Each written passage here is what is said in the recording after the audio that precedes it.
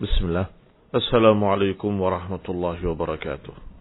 Innal hamdalillah nahmaduhu wa nasta'inuhu wa nastaghfiruh wa na'udzu billahi min shururi anfusina wa min sayyiati a'malina. Man yahdihillahu fala mudilla lahu wa man yudlil fala hadiya lahu. وأشهد أن لا إله إلا الله وحده لا شريك له وأشهد أن محمدا عبده ورسوله صلى الله عليه وعلى آله وأصحابه والتابعين وتابع التابعين ومن تبعهم بإحسان إلى يوم الدين. أما بعد. باب النهي عن البدع ومحدثات الأمور. Kita lanjutkan kajian kitab Riyadhus Shalihin dengan syarahnya, yaitu sampai pada bab larangan dari bid'ah dan perkara-perkara muhdats. Qala al-Imam rahimahullahu ta'ala An-Nawawi rahimahullahu ta'ala al-muallif, babun nahyi 'anil bid'ah wa muhdatsatil umur. Bab larangan dari bid'ah dan muhdatsatil umur. Al-bid'ah adalah perkara-perkara yang baru diadakan. Itu secara bahasa. Perkara yang baru semuanya disebut bid'ah. Sehingga ada perkara yang baru di dalam masalah dunia, ada yang perkara baru dalam masalah agama. Bisa secara bahasa dikatakan bid'ah. Sehingga kalau masalah agama tidak boleh dan dilarang mengada-adakan bid'ah. Kalau masalah dunia silahkan. Perkara dunia antum a'lamu bi umuri dunyakum. Kalian lebih tahu tentang urusan dunia kalian. Apa buktinya kalau bid'ah maknanya perkara yang baru diadakan yang sebelumnya tidak ada? Seperti dalam ayat surat Al-Baqarah ayat 117. Allah berfirman, Badi'us samawati wal ardi. Wa idha qadha amran fa innama yaqulu lahu kun fayakun. Kata Allah, dialah Allah, badi'us samawati wal ardi, yang mengadakan pertama kali langit dan bumi. Artinya, sebelum itu tidak ada langit, sebelum itu tidak ada bumi. Kemudian Allah ciptakan dan Allah adakan langit, Allah adakan bumi. Maka bahasa Arabnya adalah bada'a, mengada-adakan, au ibtada'a. Badi'us samawati wal ard. Allah lah yang mengadakan pertama kali. Yang sebelumnya tidak ada. Badi' disebut dengan badi dari kata bid'ah, dari kata bada'. Barakallahu fikum. Itu secara bahasa. Sehingga disebutkan di sini bahwa Allah Subhanahu wa taala lah yang mengadakan pertama kali, yakni yang mengadakan bid'ah langit dan bumi. Tetapi ini adalah hak Allah. Mau mengadakan apapun, mau menciptakan apapun, dan itu urusan Allah Subhanahu wa taala. Tetapi kalau bid'ah di dalam syariat, tadi bid'ah dalam bahasa kan? Adapun bid'ah dalam syariat ketika dilarang bid'ah oleh Nabi SAW, iyyakum wa muhdatsatil umur. Hati-hati kalian dari perkara-perkara baru dalam agama. Atau ditambah di kalimat berikutnya, fa inna kulla muhdatsatin bid'ah. Karena setiap perkara-perkara yang ditambahkan adalah bid'ah. Yang diada-adakan, ditambahkan dalam agama adalah bid'ah. Maka ini berbeda dari sekedar bid'ah secara bahasa. Ini adalah bid'ah yang dimaksud dan yang dilarang oleh Nabi SAW adalah mengadakan perkara baru dalam agama. Barakallahu fikum, disinilah titiknya. Kadang berbeda antara satu ulama dengan ulama yang lainnya. Ada yang menyatakan bahwa bid'ah dibagi dua, bid'ah hasanah dan bid'ah sayyi'ah. Tetapi ada yang mengatakan kullu bid'atin dalalah, seluruh kebid'ahan itu sesat. Mengapa demikian? Karena yang satu melihat dari bid'ah secara bahasa. Kalau bid'ah secara bahasa, memang ada bid'ah yang dilarang, ada yang tidak. Ada bid'ah yang bagus, ada bid'ah yang jelek. Mana bid'ah yang jelek? Bid'ah dalam agama. Karena agama ini sudah sempurna. Kalau engkau tambah-tambahkan berarti engkau menganggap bahwa agama ini belum sempurna. Maka itu jelas jelek.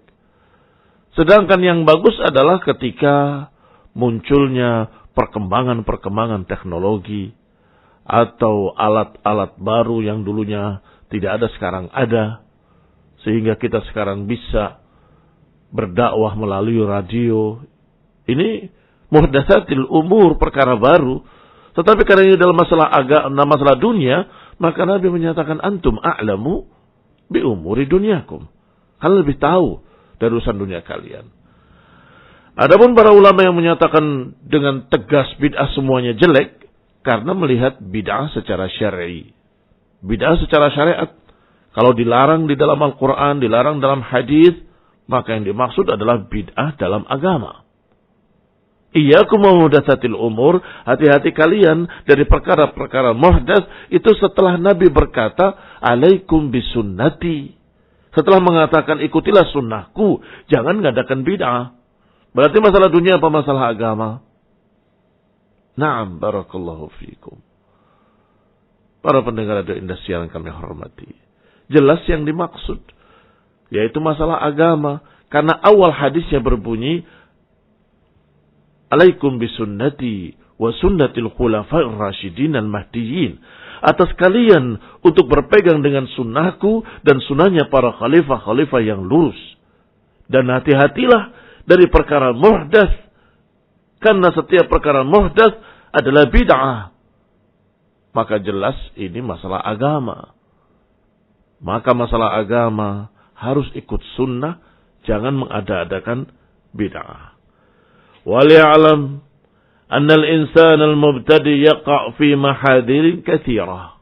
Dan ketahuilah, orang yang mengada-adakan bid'ah dalam agama, mengada-adakan perkara baru dalam agama, dia jatuh ke dalam sekian banyak kesalahan. Sekian banyak mahdzur. Sekian banyak perkara yang dilarang. Makanya Nabi menyatakan dengan kalimat syarrul umur, sejelek-jelek perkara. Di antaranya, awalan anna mabtada'ahu fahuwa dhalalah minan binassil qur'ani. Pertama, Nabi mengatakan bahwasanya setiap perkara yang ditambahkan dalam agama adalah sesat. Kullu bid'atin dhalalah. Dan itu disebutkan secara nas dalil yang syar'i. Wa dzalika anna ma jaa'a bihi Nabi sallallahu alaihi wasallam fa huwa al-muhiq. Karena yang hak adalah yang ada dalam sunnah. Yang hak adalah yang ada dalam ajaran Rasulullah sallallahu alaihi wa ala alihi wasallam. Sehingga kalau ditambahkan dalam agama ini ajaran baru, ibadah baru, maka itu adalah bid'ah. Dan bid'ah itu, kata Nabi, kalau ditambahkan dalam agama sesat. Sebab yang hak adalah yang diajarkan oleh Nabi sallallahu alaihi wa ala alihi wasallam. Bahkan dalam Al-Quran, Allah subhanahu wa ta'ala berfirman, فَمَاذَا بَعْدَ الْحَقِّ إِلَّا الضَّلَالِ فَمَاذَا بَعْدَ الْحَقِّ إِلَّا الضَّلَالِ. Apalagi setelah kebenaran, kecuali kesesatan. Kalau kebenarannya adalah ajaran sunnah Nabi, maka selebihnya adalah kesesatan. Kalau yang namanya hak adalah apa yang ada dalam Quran, ada dalam sunnah, maka apa yang merupakan tambahan-tambahan dari manusia, maka itu dhalalah. Berarti dalilnya Pertama ucapan Nabi, kullu bid'atin dalalah. Dan juga dalam ayat dikatakan, apalagi setelah kebenaran kecuali kesesatan. Wa ma'lumun annal mu'min la yakhtar an yattabi'a tariqad dhalin alladhina yatabarra' minhumul musalli fi kulli salah. Maka sudah tidak ragu lagi orang-orang yang mengerti agama, orang-orang yang beriman, pasti dia akan memilih jalan yang lurus daripada jalan yang bengkok. Akan memilih jalan yang lurus daripada jalan yang sesat. Sebagaimana doanya orang beriman setiap salat, ihdinas siratal mustaqim. Ya Allah, tunjuki kami jalan yang lurus. Ghairil maghdubi alaihim waladdallin. Jangan jalannya orang-orang yang dimurkai, dan jangan pula jalannya orang-orang yang sesat. Baik, apa hubungannya dengan pembahasan kita? Hubungannya ketika bid'ah dalam agama dikatakan sesat oleh Nabi, dan juga dikatakan oleh Allah, famada ba'dal haqqi illa dhalal, tidak ada setelah kebenaran kecuali kesesatan. Maka hendaklah orang beriman jangan memilih kesesatan. Sebagaimana harapan mereka, doa mereka, ihdinas siratal mustaqim, tunjuki kami jalan yang lurus. Jalan siapa jalan yang lurus? Siratal ladzina an'amta alaihim. Yaitu jalannya orang-orang yang engkau beri nikmat mereka. Siapa orang-orang yang Allah beri nikmat? Minan nabiyyina, was-siddiqina, was-syuhada, was-salihin. Ini dalam ayat lain dikatakan, alladzina an'ama Allahu alaihim minan nabiyyina, was-siddiqina, was-syuhada, was-salihin. Jalannya para anbiya, jalannya para nabi. Maka kita umat terakhir adalah jalannya Nabi Muhammad SAW. Dengan kata lain, yang hak, jalan yang lurus adalah apa yang diajarkan oleh Rasulullah Sallallahu Alaihi Wasallam. Apa yang diajarkan oleh Rasulullah SAW adalah Al-Quran dan Sunnah. Titik. Lihatlah bagaimana para sahabat Muhajirin dan Ansar mengamalkan ajaran Rasulullah SAW. Selesai. Dalilnya jelas, pegangannya jelas, contohnya pun jelas. Contohnya Rasulullah SAW sendiri dan para sahabatnya. Kaum muslimin pendengar radio Indah Siaran kami hormati, orang yang beriman pasti akan memilih jalan yang lurus tadi, karena itu jalan Rasulullah SAW. Sebaliknya mereka akan meminta pada Allah, jangan sampai Allah menyesatkan kita. Ghairil maghdubi alaihim waladdallin. Ya Allah, tunjuki kami jalan yang lurus, jalannya orang-orang yang engkau beri nikmat. Jangan jalannya orang-orang yang dimurkai, dan jangan pula jalannya orang-orang yang dhalin, orang-orang yang sesat.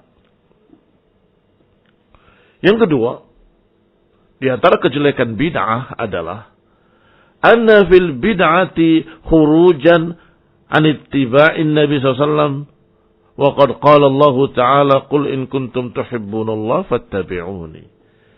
Yang kedua, bahwa dalam kebid'ahan ada khurujan an ittiba'in Nabi SAW. Dalam kebid'ahan ada sikap keluar dari ketaatan kepada Nabi. Nabi menyatakan jangan, kita kerjakan. Nabi menyatakan iyyakum wa muhdatsatil umur. Hati-hati kalian dari perkara muhdats, tetapi kita justru membuat perkara-perkara muhdats. Ini berarti tidak ittiba kepada Nabi. Tidak ngikut Rasulullah SAW. Padahal perintahnya dalam Quran sangat banyak. Dalam hadis juga sangat banyak. Untuk mengikuti Nabi. Ati Allah wa ati'ur Rasul. Taatilah Allah, taatilah Rasul. Ikutilah apa yang diturunkan oleh Allah kepada Nabi-Nya dan Rasul-Nya. Dan juga ittiba kepada Nabi merupakan bukti cinta kita kepada Allah Subhanahu wa taala. Karena Allah menjadikan ikutan kepada Nabi sebagai bukti cinta kepada Allah Subhanahu wa taala. Apa ayatnya? Qul in kuntum tuhibbunallah fattabi'uni yuhibbukumullah. Katakan, kata Allah, jika kalian cinta kepada Allah, ikutilah aku. Yuhibbukumullah, Allah akan cinta pada kalian. Wa yaghfir lakum dzunubakum, dan akan mengampuni dosa-dosa kalian. Ayat dalam surat Ali Imran ayat 31 ini sangat jelas menjadikan bukti cinta seseorang kepada Allah adalah mengikuti Rasulullah sallallahu alaihi wa ala alihi wasallam. Qul in kuntum tuhibbunallah fattabi'uni. Katakan Nabi, katakan wahai Rasul kepada mereka, kepada manusia, jika kalian mengaku cinta kepada Allah, maka ikutilah aku. Siapa berarti aku di sini? Rasulullah sallallahu. Karena Allah perintahkan nabinya, qul, katakan wahai Rasul, in kuntum tuhibbunallah fattabi'uni. Kalau kalian cinta pada Allah, ikutilah aku. Sedangkan orang yang mengada-adakan muhdatsatil umur, perkara baru dalam agama, ajaran baru dalam agama, ucapan baru dalam agama, ikut siapa dia? Kalau ditanya kenapa ikut Nabi? Tidak. Karena Nabi tidak mengajarkan itu. Karena Nabi tidak mengerjakan perbuatan tersebut. Maka ada pertanyaan, ikut siapa engkau? Agama Allah adalah yang diajarkan oleh Rasulullah. Kalau ada ajaran yang diatasnamakan Islam, tetapi tidak diajarkan oleh Rasulullah SAW, tidak dicontohkan oleh Nabi, maka kita akan tanya pada orang tadi, engkau ikut siapa? Ajaran siapa itu? Padahal Allah menyatakan pada nabinya, katakan pada mereka, kalau kalian cinta pada Allah, ikutilah aku. Ikhwan ibn a'azakumullah, itu baru 2 kejelekan bid'ah. Masih ada lagi yang ketiga. Anna hadhil bid'ah allati ibtada'aha tunafi tahqiq syahadata anna Muhammadan Rasulullah. Yang ketiga, bahwa dengan mengada-adakan kebid'ahan, berarti dia tidak mewujudkan syahadat yang kedua. Tidak mewujudkan syahadat yang kedua. Karena syahadat yang kedua, barakallahu fikum, berbunyi Muhammadan Rasulullah.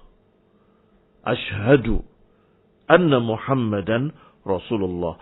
Aku bersaksi bahwa Nabi Muhammad sallallahu alaihi wa ala alihi wasallam adalah benar-benar utusan Allah Subhanahu wa taala. Tayyib, syahadat yang kedua ini konsekuensinya apa? Kalau syahadat yang pertama misalnya, asyhadu an la ilaha illallah, aku bersaksi bahwa tidak ada yang berhak diibadahi kecuali Allah. Konsekuensinya beribadah pada Allah. Karena mengakui tidak ada yang berhak diibadahi kecuali Allah. Maka dengan syahadat pertama konsekuensinya, keharusannya adalah beribadah pada Allah saja dan jangan beribadah pada yang lain. Tayyib, sekarang wa asyhadu anna Muhammadan Rasulullah. Dan aku bersaksi bahwa Nabi Muhammad adalah benar-benar utusan Allah. Apa konsekuensinya? Apa keharusan-keharusan dari ikrar ini? Konsekuensinya berarti harus ngikut Nabi Muhammad SAW. Sebagaimana disebutkan oleh para ulama, konsekuensi dari syahadat kedua adalah al-imanu bihi, beriman bahwa beliau benar-benar Nabi. 1. Wal amalu bima amar, mengamalkan apa yang diperintahkan. Wa tarku ma naha anhu wa zajar, dan meninggalkan apa yang dilarangnya. Dan menjadikannya sebagai suri tauladan, sebagai contoh teladan. Laqad kana lakum fi Rasulillahi uswatun hasanah. Apa lagi? Yang inti lagi adalah tidak beribadah kepada Allah kecuali dengan yang disyariatkan oleh beliau, karena beliaulah Rasulnya. Beliaulah sebagai panutannya, beliaulah sebagai ikutannya. sallallahu alaihi wa ala alihi wasallam. Maka jangan beribadah pada Allah kecuali sesuai dengan apa diajarkan oleh Rasulullah SAW. Itu konsekuensi dari asyhadu anna Muhammadan Rasulullah. Kalau setiap orang boleh bikin sendiri ibadahnya, kalau setiap orang boleh menambah sendiri ibadahnya, berarti dia mengaku seperti Nabi. Saya juga bisa bikin cara ibadah baru. Tidak. Jangan. Kalau kita mengaku Muslim dan mengaku cinta pada Allah, ikutilah Rasulullah SAW. Jangan menambah-nambahnya dengan ajaran baru.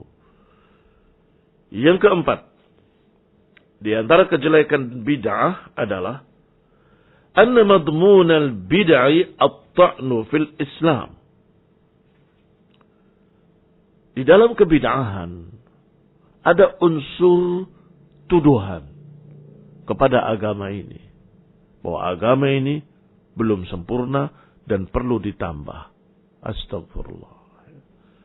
Siapa yang mengada-adakan ajaran baru dalam Islam, siapa yang mengada-adakan perkara baru dalam Islam, ini agama, ini Islam. Padahal nggak ada dalam Quran, nggak ada dalam Sunnah. Maka berarti dia seakan-akan menganggap bahwa agama ini perlu tambahan. Menganggap bahwa agama ini ternyata kurang lengkap. Belum sempurna. Perlu ditambah supaya lengkap. Perlu ditambah supaya lebih sempurna. Astagfirullah. Itu tuduhan yang berbahaya. Padahal Allah subhanahu wa ta'ala sudah berfirman dalam Al-Quran. Al-yawma akmaltu lakum dinakum. Wa atmamtu alaikum ni'mati. Wa raditu lakumul islam dina. Hari ini telah aku sempurnakan bagi kalian agama kalian. Dan aku sudah sempurnakan nikmatku atas kalian. Dan aku ridha Islam sebagai agama kalian. Maka Islam yang Allah ridhai untuk kalian adalah ajaran Rasulullah sallallahu alaihi wa ala alihi wasallam. Itu Islam. Dan Allah sudah turunkan di akhir dakwah beliau, di akhir hidup beliau, alaihi salatu wassalam, Allah turunkan ayat ini, Al-Maidah ayat 3, di akhir hidup beliau. Kapan itu? Ketika haji wada, haji perpisahan. Yaitu ayat yang agung, hari ini aku telah sempurnakan bagi kalian agama kalian. Berarti setelah lengkap 30 juz, Al-Quran turun. Setelah lengkap Rasulullah SAW mengajarkan agama ini, maka Allah turunkan ayat ini, lengkaplah sudah agama. Maknanya tidak perlu ditambah. Sudah lengkap agama ini, sudah sempurna. Maknanya nggak perlu dirubah, nggak perlu diganti, nggak perlu ditambah, nggak perlu dikurangi. Sudah sempurna, sudah baku. Tinggal kerjakan. Pelajari Quran, pelajari Sunnah, kerjakan. Pelajari ayat, pelajari hadis yang sahih, kerjakan. Fama baqiya illa hadha. Fama baqiya illa hadha. Tidak tersisa bagi kita kecuali itu. Pelajari, amalkan. Jangan menganggap bahwa ini perlu ditambah begini, perlu ditambah begitu, perlu diganti begini, perlu diganti begitu. Itu namanya sok tahu, sok pinter terhadap agama. Allah yang Maha Tahu sudah menurunkannya dengan lengkap dan sempurna. Rasulullah SAW yang mendapatkan wahyu dari Allah sudah menyampaikannya secara lengkap pula dengan amanah. Yang kelima, dari kejelekan bid'ah, annahu yatadamman at-ta'an fi Rasulillah SAW. Bukan hanya menuduh agama kurang sempurna. Yang kelima, bahkan bisa jadi menuduh Rasulullah SAW yang tidak amanah. Astagfirullah. Mungkin sudah turun ajarannya, tapi Nabi nggak sampaikan. Astagfirullah. Ini tuduhan mengerikan. Loh, kami nggak menuduh begitu. Kami cuma menganggap ini baik. Kami menganggap bahwa bid'ah ini bagus, muhdatsat yang ini bagus. Maka saya tanya pada kalian, ketika kamu bilang ajaran baru tadi bagus, apakah Nabi tahu atau tidak tahu? Kalau engkau menganggap Nabi tidak tahu, berarti engkau merasa lebih pintar dari Nabi. Merasa lebih alim daripada Rasulullah SAW. Atau engkau mau menjawab, tidak demikian. Oh tidak, Rasulullah pasti tahu kebaikan ini. Tapi mengapa tidak disampaikan? Kok kamu tok yang tahu? Nggak ada di hadis, nggak ada di Quran. Ini bagus. Nabi bukan tahu tapi tidak menyampaikan, bukan tidak tahu. Tahu, tapi tidak menyampaikan. Itu namanya khianat. Berarti engkau menuduh Nabi, ima karena ini, ima karena itu. Sebab yang namanya perkara muhdats, perkara baru, adalah perkara yang tidak ada dalam Quran, tidak ada dalam sunnah. Maka kita tanyakan, apakah Nabi tahu atau tidak tahu? Apakah Rasulullah SAW tahu atau tidak tahu? Dan engkau tidak bisa menghindar dari jawaban iya atau tidak. Iya kamu menuduh, tidak pun kamu menuduh. Kalau jawabnya Rasulullah iya tahu, kenapa nggak ngajarkan? Apakah kamu anggap beliau khianat? Tahu kebaikan itu, tapi tidak nyampaikan. Itu khianat. Atau kamu ralat. Oh bukan tahu tapi nggak disampaikan. Beliau memang tidak tahu. Jadi yang tahu cuma kamu. Masya Allah. Lebih parah lagi. Berarti engkau menganggap lebih pintar, lebih alim daripada Nabi alaihi salatu wassalam. Ikhwan ibn a'azzakumullah. Padahal dalil-dalilnya sangat banyak bahwa Nabi SAW diperintahkan oleh Allah untuk menyampaikan semua kebaikan dan memperingatkan dari semua kejelekan. Kata Abu Hurairah, tarakana Rasulullah SAW wa ma ta'iru yuqallibu janahaihi fis sama illa ata minhu ilman. Tidaklah Nabi meninggalkan kita kecuali sudah menerangkan semuanya. Setiap burung yang mengepakkan di langit, Nabi sudah menjelaskan ilmunya. Artinya, tidak ada yang tersisa, semuanya sudah dijelaskan secara sempurna. Nggak ada kebaikan yang Nabi tidak tahu. Nggak ada kebaikan yang Nabi tidak tahu, kemudian nggak disampaikan, kemudian tiba-tiba orang belakangan menemukan, ternyata ada yang bagus nih, yang Nabi belum tahu. Nggak mungkin. Karena Nabi diberi wahyu oleh Allah subhanahu wa ta'ala.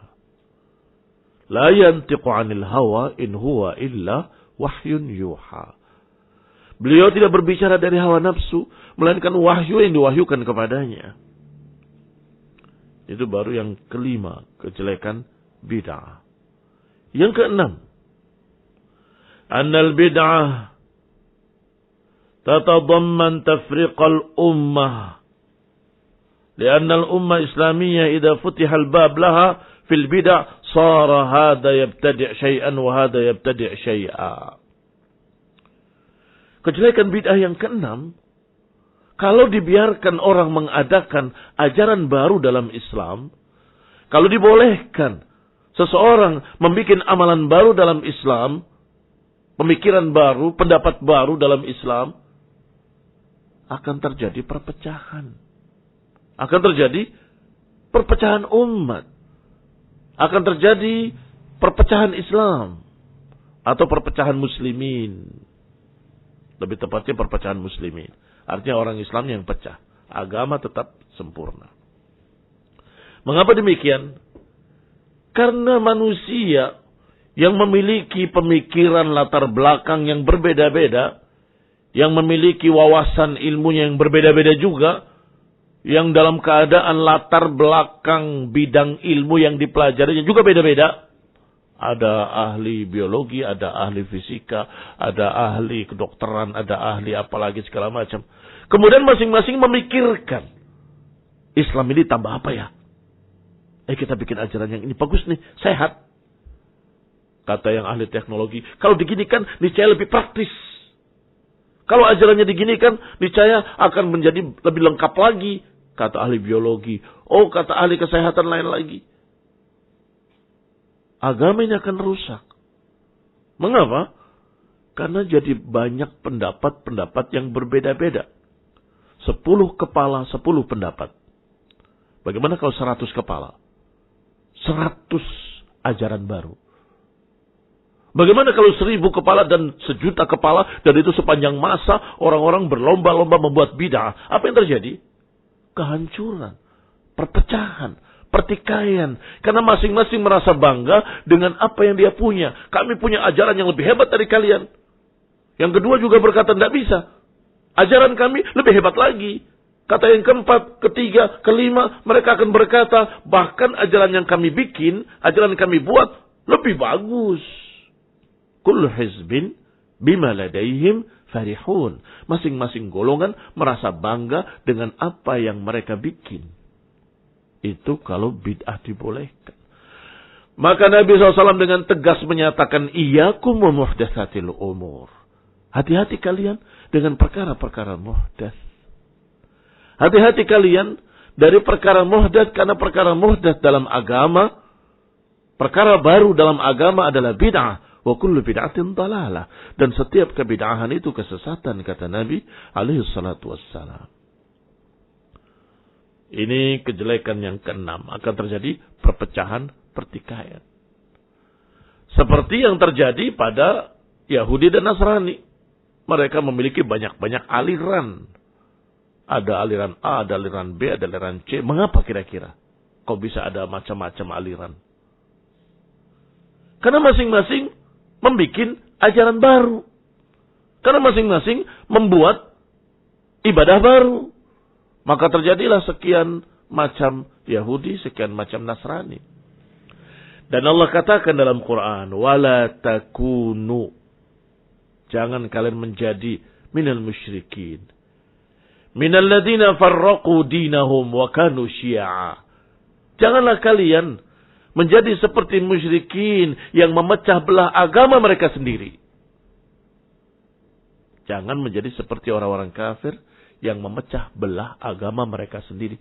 Kami Kristen A, kami Kristen B, kami Kristen C, kami Yahudi A, Yahudi B, Yahudi C, kami... Ternyata di dalam Islam juga begitu. Islam keras, Islam halus, Islam lembut, Islam biru, Islam merah, Islam kuning. Ajaran Islam cuma satu, yaitu ajaran Rasulullah sallallahu alaihi wa ala alihi wasallam. Ajaran Islam cuma satu, yaitu ajaran sunnah nabawiyah yang ada dalam hadis-hadis Nabi. Itu tafsir dari Quran. Al-Quran diturunkan oleh Allah dan ditafsirkan oleh Rasulullah SAW dengan hadis-hadis, ucapan-ucapannya, perbuatan-perbuatannya, takrir-takrirnya. Itu tafsir dari Quran. Bagaimana Rasulullah SAW mengerjakannya, bagaimana Rasulullah SAW menerapkannya, bagaimana Rasulullah SAW memahaminya, itu yang kita pegang. Cuma satu. Tidak ada pakai warna-warni. Maka dengan itu bisa bersatu seluruh kaum muslimin. Bisa bersatu seluruh kaum muslimin. Mengapa? Karena seluruh muslimin punya Quran, seluruh kaum muslimin punya kitab hadis. Ayo kita sepakat, kita bersatu untuk mengerjakan apa yang ada dalam Quran dan Sunnah sebagaimana para sahabat radhiyallahu alaihim ajma'in. Ikhwan fillah a'azzakumullah. Kaum muslimin pendengar radio Indah Siar yang kami hormati.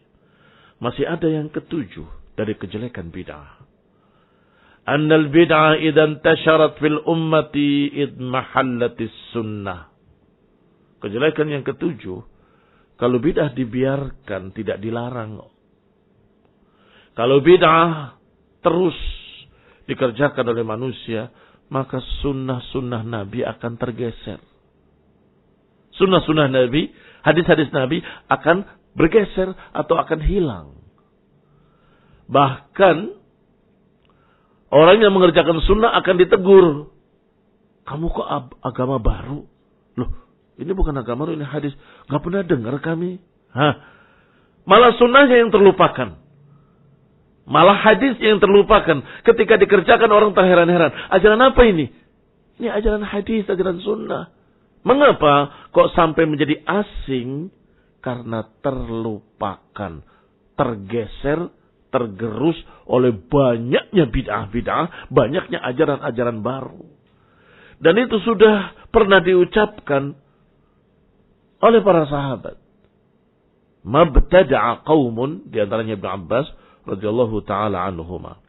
Mabtada'a qaumun, tidaklah satu kaum mengadakan bid'ah illa kecuali akan bergeser satu sunnah, akan hilang satu sunnah. Dan berkata pula sebagian salaf yang semakna dengan itu, mabtada'a qaumun bid'atan illa adha'u minas sunnati mithlaha. Kata para salaf, para sahabat, tidaklah satu kaum mengada-adakan kebid'ahan kecuali akan ada sunnah yang hilang, sunnah yang seukuran dengan itu. Kalau bid'ahnya besar, yang akan hilang sunnah besar. Dan seterusnya. Ini juga mengerikan. Suatu saat Islam tinggal namanya, isinya ajaran manusia-manusia biasa. Isinya hanya ajaran fulan wa fulan wa fulan wa fulan. Enggak ada ajaran nabinya sama sekali. Tersisihkan, tergeser oleh kebid'ahan-kebid'ahan.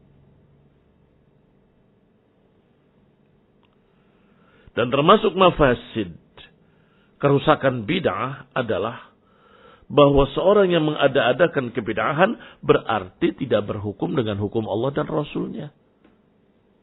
Kamu mengerjakan ajaran baru itu, perintah siapa? Dari mana? Apa hukumnya? Iya kan? Tidak berhukum dengan hukum Allah. Kalau engkau berkata, oh ini ajaran Allah, ini ajaran Rasulullah, mana dalilnya?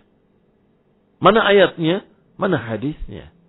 Kalau tidak ada, berarti engkau tidak berhukum dengan hukum Allah dan engkau tidak berhukum dengan hukum Rasul.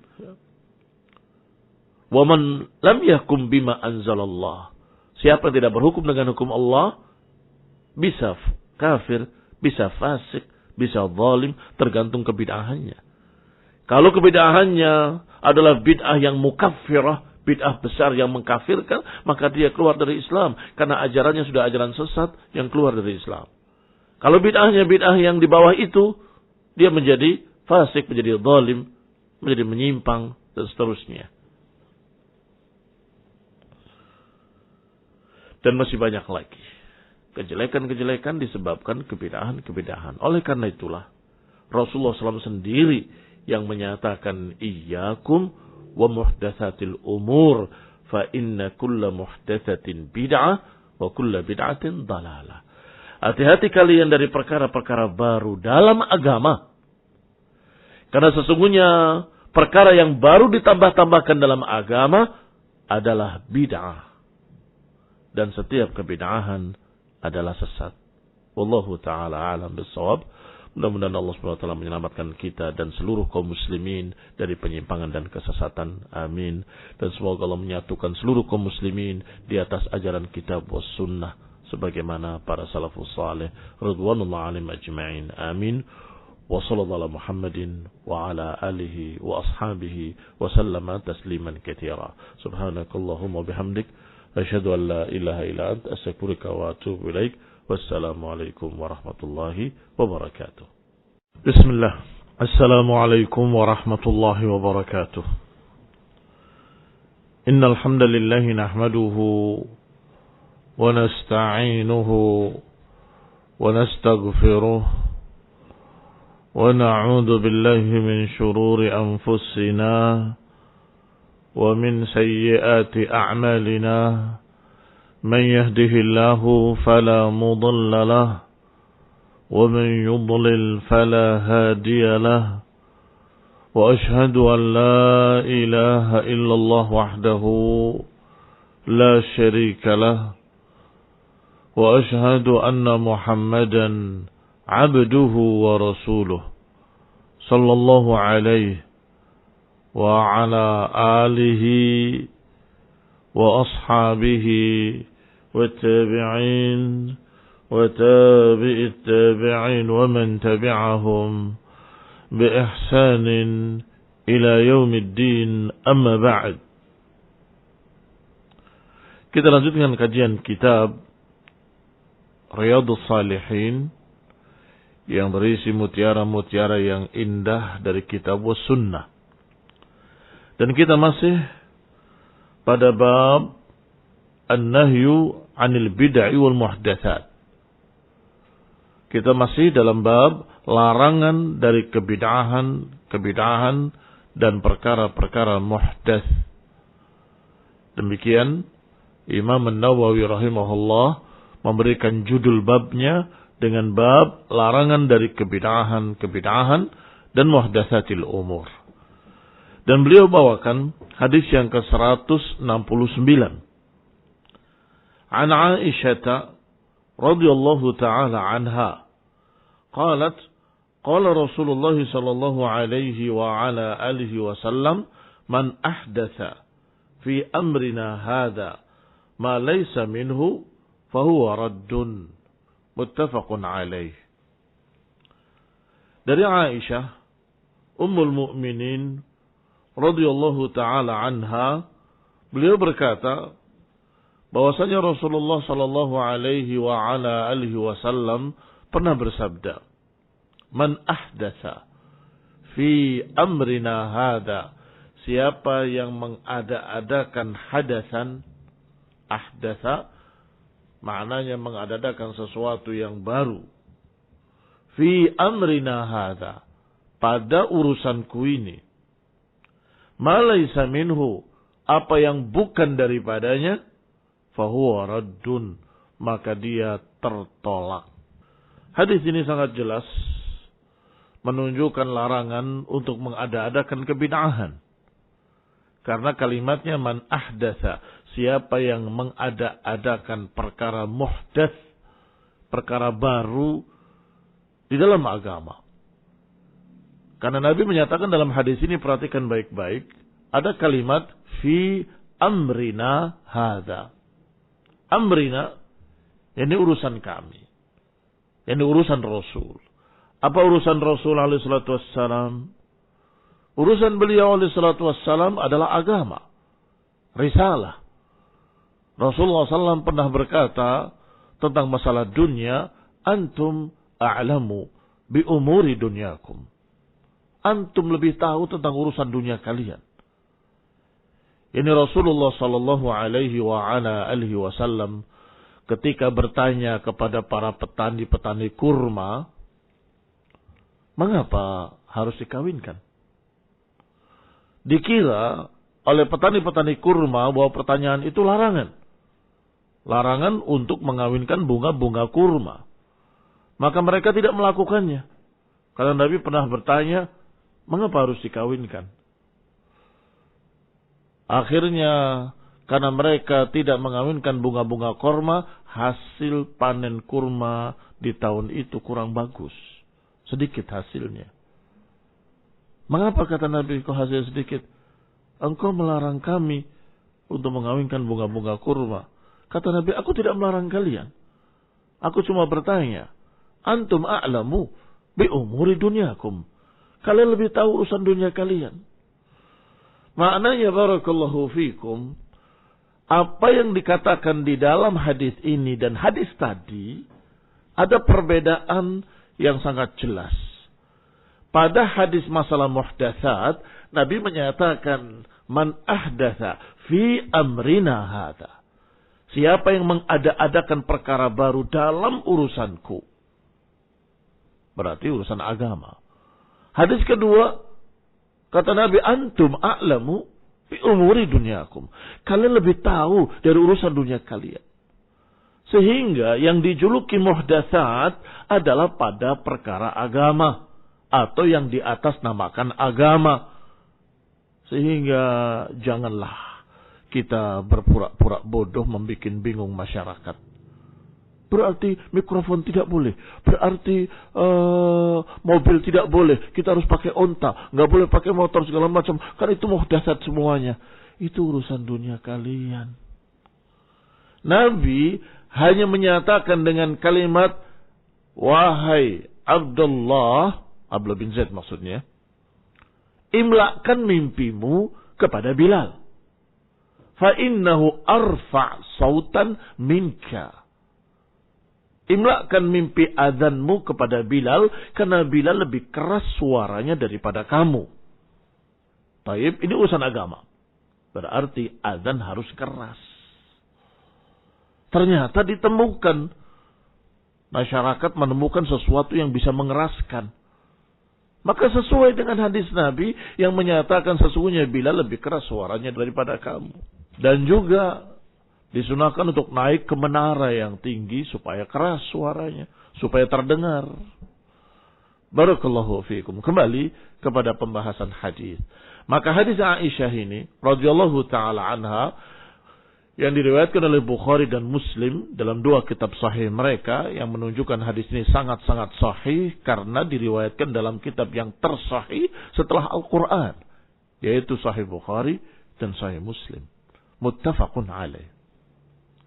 Siapa yang mengada-adakan perkara baru dalam agama, maka dia raddun, tertolak. Cara ibadah baru enggak diajarkan oleh Nabi, muhdats. Raddun. Cara zikir baru, muhdats. Raddun. Ajaran baru, hukum-hukum baru. Barakallahu fiikum. Allah Subhanahu wa taala pernah mengatakan di dalam Al-Qur'an, am lahum syuraka'u syara'u lahum minad din ma lam ya'dzan bihillah. Apakah mereka punya Tuhan-Tuhan lain yang membuat syariat untuk mereka? Ini teguran keras sekali. Teguran yang sangat keras. Saya ulangi lafadznya. Am lahum syuraka'u syara'u lahum minad din ma lam ya'dzan bihillah. Apakah mereka punya Tuhan-Tuhan lain yang membuat syariat untuk mereka yang Allah tidak izinkan? Berarti membuat syariat itu hak Allah. Kalau ada yang bikin-bikin syariat baru, maka dia seakan-akan merasa seperti Tuhan boleh membuat syariat. Maka Allah pun berfirman, am lahum syuraka. Apa ada sekutu-sekutu bagi Allah yang membuat syariat yang Allah enggak izinkan? Artinya, barakallahu fikum kaum muslimin, rahimani wa rahimakumullah. Agama ini dari Allah, syariatnya dari Allah melalui utusan Allah sallallahu alaihi wa ala alihi wasallam. Melalui sunnah yang diajarkan oleh Rasulullah sallallahu alaihi wa ala alihi wasallam. Maka apa yang dari Allah dalam Quran, apa yang dari Nabi dalam hadis-hadis yang sahih, pegang kuat-kuat dan jangan ditambah dengan ajaran baru. Jangan ditambah dengan ibadah baru. Jangan ditambah dengan cara-cara baru. Karena itu semua muhdatsat. Fahuwa raddun, kata Nabi. Maka dia tertolak. Hadis ini diriwayatkan pula dengan lafaz yang lain di dalam Sahih Muslim. Yaitu dengan lafaz man amila amalan laisa alaihi amruna fahuwa raddun. Kalau tadi man ahdatsa fi amrina hadza. Siapa yang mengada-adakan perkara baru dalam urusanku ini, maka dia tertolak. Sedangkan lafaz kedua, man amila amalan, siapa yang mengamalkan sebuah amalan.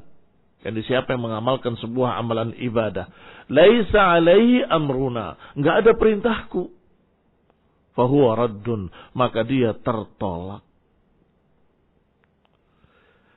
Yani barakallahu fikum, la budda an na'lam bi anna kulla amalin 'amilnahu 'alaihi amrullah wa rasulih. Berarti kaum muslimin harus tahu bahwa setiap amalan yang diamalkan, setiap ibadah yang dikerjakan harus dengan dalil, harus dengan perintah Nabi. Karena hadis dengan lafaz yang kedua ini berkata, kalau laisa 'alaihi amruna, enggak ada perintah kami, maka dia tertolak. Kamu niatnya baik, ingin beribadah pada Allah, berdiri di tengah terik panas matahari, mengatakan dengan berbagai macam zikir-zikir, saya merasakan panasnya matahari yang diciptakan oleh Allah, saya akan merasakan bahwa ini semua adalah dan seterusnya dari perasaan pikirannya sendiri. Itu cara ibadah apa? Berdiri di tengah panas matahari. Seperti pernah terjadi Rasulullah SAW berkhutbah, tiba-tiba di luar sana, luar masjid, ada seseorang yang berdiri di tengah panas matahari. Tidak duduk, berdiri. Ditanya oleh Nabi, "Madza bihi?" Ada apa dengan dia? Orang-orang menjawab, "Ya Rasulullah, dia bernadar untuk berdiri tidak duduk dan untuk terus di bawah sinar matahari tidak mau bernaung dan berpuasa." Kata Nabi, suruh dia duduk dan suruh dia bernaung dari matahari dan teruskan puasanya. Perhatikan kalimat ini. Yang tidak diajarkan disuruh untuk dibatalkan. Ibadah apa dengan berdiri berpanas-panasan? Duduk, bernaung. Disuruh oleh Nabi untuk membatalkan nazarnya. Dan teruskan puasanya. Adapun puasa, sunnah. Untuk tidak makan, tidak minum, dan tidak jima. Yani menahan diri dari mufattirat. Menahan diri dari pembatal-pembatal puasa. Dari terbit fajar sampai terbenam matahari. Itu sunnah. Puasa Senin, Kamis, puasa nadar, puasa. Silahkan.